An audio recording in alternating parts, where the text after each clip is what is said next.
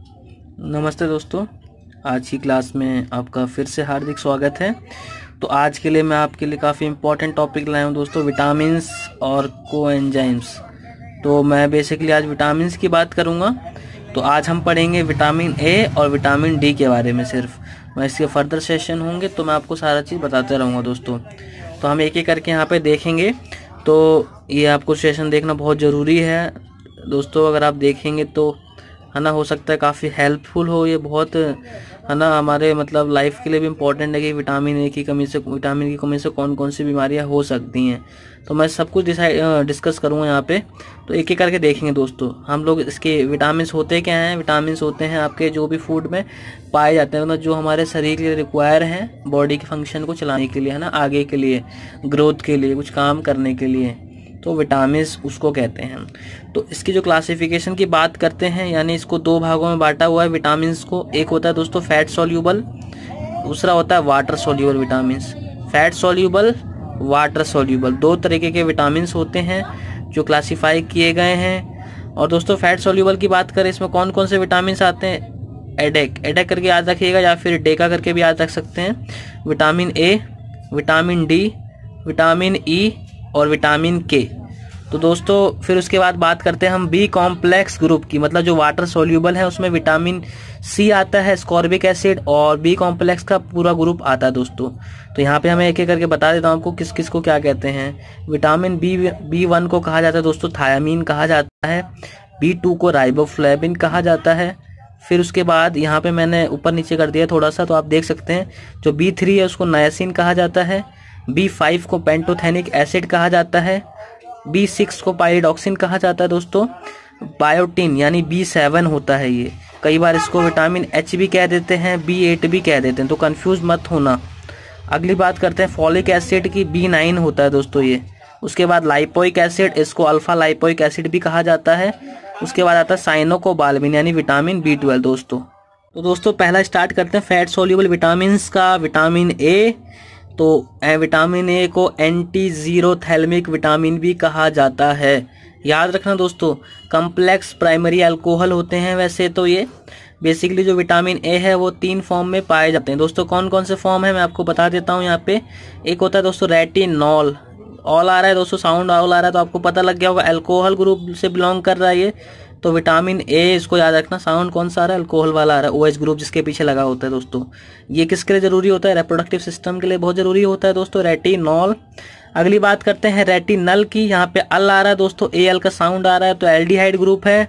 तो ये normal vision यानी देखने के लिए ये जरूरी होता है। कौन सा दोस्तों, रेटिनल।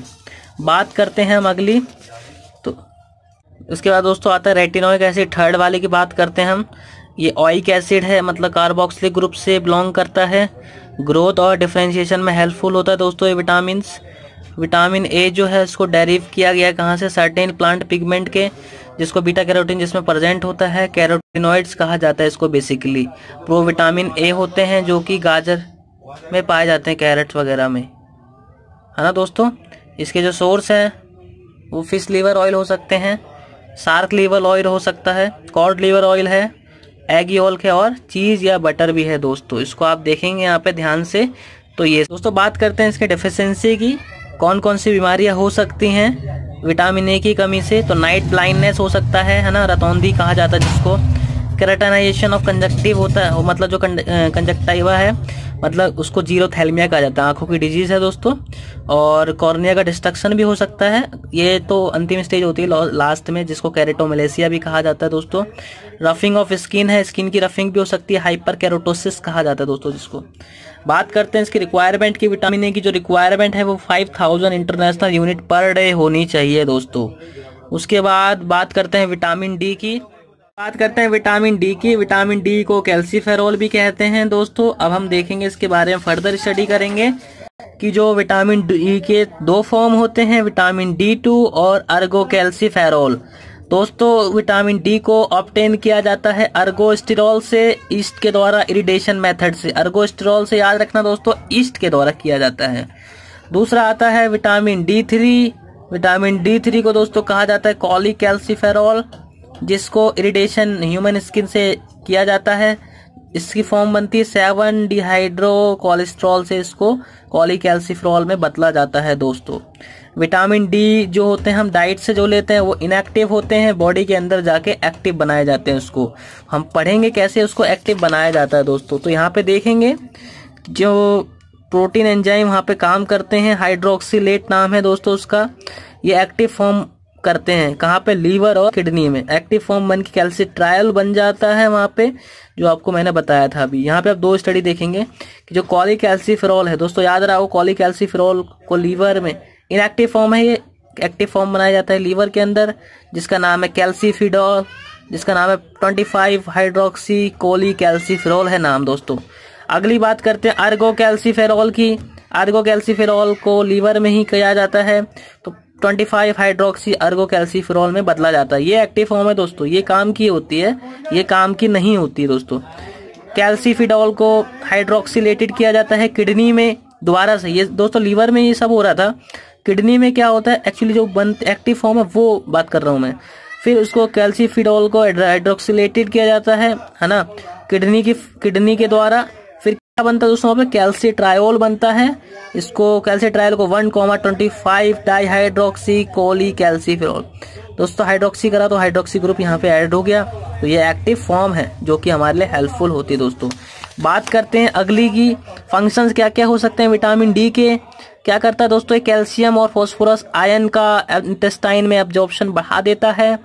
स्टिमुलेट करता है बोन के कैल्सिफिकेशन को ताकि हड्डियां मजबूत हो सके।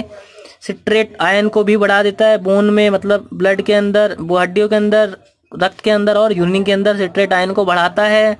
हाइड्रोलाइसिस भी करवाता है दोस्तों, किसका, मतलब कि हाइड्रोलाइसिस करता है फाइटेट का, जिसकी वजह से रिकेट्स बीमारी नहीं होती है दोस्तों। रिकेट्स बीमारी बच्चों में होती है ना, विटामिन डी की कमी से। डेफिशिएंसी बात करते हैं दोस्तों, रिकेट्स बच्चों में होता है, ऑस्टियोमलेशिया एडल्ट में होता है दोस्तों। तीसरी बीमारी है स्किन पिगमेंटेशन दोस्तों। इसके जो सोर्सेज है बात करते हैं, फैटी फिश जैसे टूना वगैरह मछली होती है, बीफ लिवर, एग योल्क, चीज, और नेचुरली सबसे अच्छा सोर्स है दोस्तों सनलाइट, सूर्य की रोशनी है ना, जो भगवान ने दी है, नेचुरली सनलाइट है वो है दोस्तों। हाइपर विटामिनोसिस की बात करते हैं, अगर विटामिन डी ज्यादा लिया उससे 2 इफेक्ट होते हैं, immediate effect, delayed effect. Immediate effect क्या होता है दोस्तों, एनोरेक्सिया हो सकता है, थ्रस्ट हो सकता है, कॉन्स्टिपेशन हो सकता है, पॉलीयूरिया हो दोस्तों। डिलेड इफेक्ट में कैल्सिफिकेशन ऑफ टिश्यू आता है, फॉर्मेशन ऑफ रेनल कैलकुली आता है। इसकी जो रिक्वायरमेंट है daily dose 400 international unit per day होनी चाहिए एज पर WHO दोस्तों। आज के लिए हम इतना ही रखते हैं। आज हमने विटामिन ए और विटामिन डी पढ़ा, अगली बार मैं विटामिन ई और के एक साथ पढ़ाऊंगा आपको, धीरे धीरे मैं विटामिन बी खत्म कराऊंगा। तो दोस्तों आज के लिए हम इतना रखेंगे। आपका वीडियो देखने के लिए बहुत बहुत हार्दिक धन्यवाद दोस्तों।